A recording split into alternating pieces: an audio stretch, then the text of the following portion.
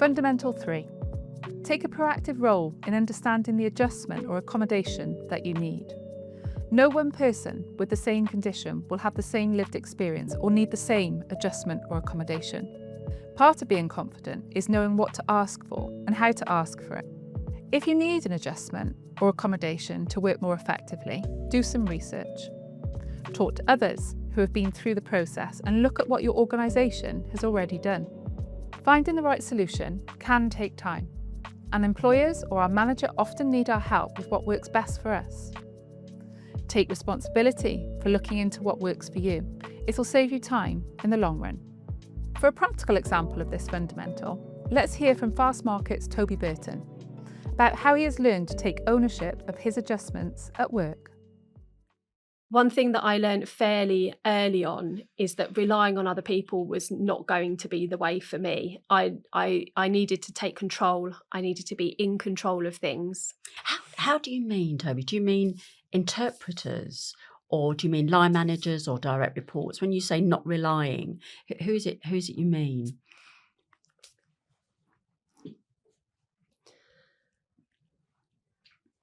I think not relying on companies to know how to work things out for me. Let me give you an example that comes to mind. So there was an example where I was told there was a hugely important meeting next week, a steering committee where decisions had to be made on this day. There were lots of people who were going to be in the room at the same time.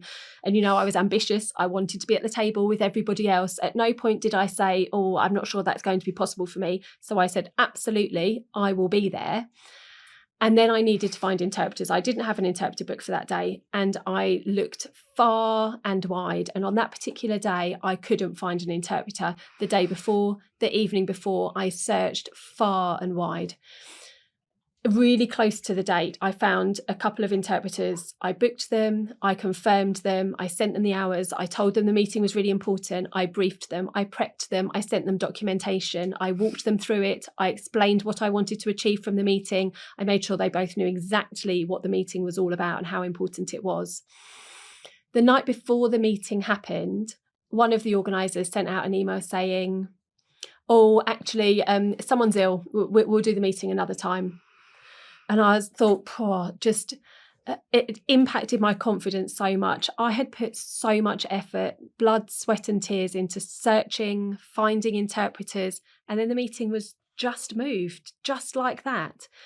And I realised that, I couldn't blame them for doing that, because I knew how much work I had put into that. And I think what I learned from that was that I spoke to people about that and said, if it's a really important meeting, that's great. And I absolutely want to be there.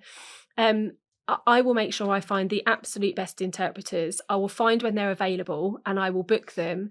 And then you will know that I have got the interpreters booked. If they're important meetings, I'm here, I'm ready to come. I want really good interpreters. So we align everything, make sure the interpreters are booked.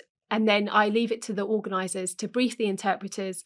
And if they move the meeting, then they would rearrange the interpreters. That no longer becomes, my sweat that goes into that and my effort, because actually it's their responsibility to find those interpreters and have them available at the right time. So I feel like I just have been able to take much more control of that sort of organisation of things. Let's hear another example, this time from Tesco's Russell Price, who shares his approach to managing his disability and adjustments. I didn't talk about it for a couple of years because I was worried that it would impact my career. I felt a bit of a fraud. I didn't feel like I had a disability because I went from one day not having one to the next day being at work faced with this condition. And I do empathise with management, with managers that don't understand disability.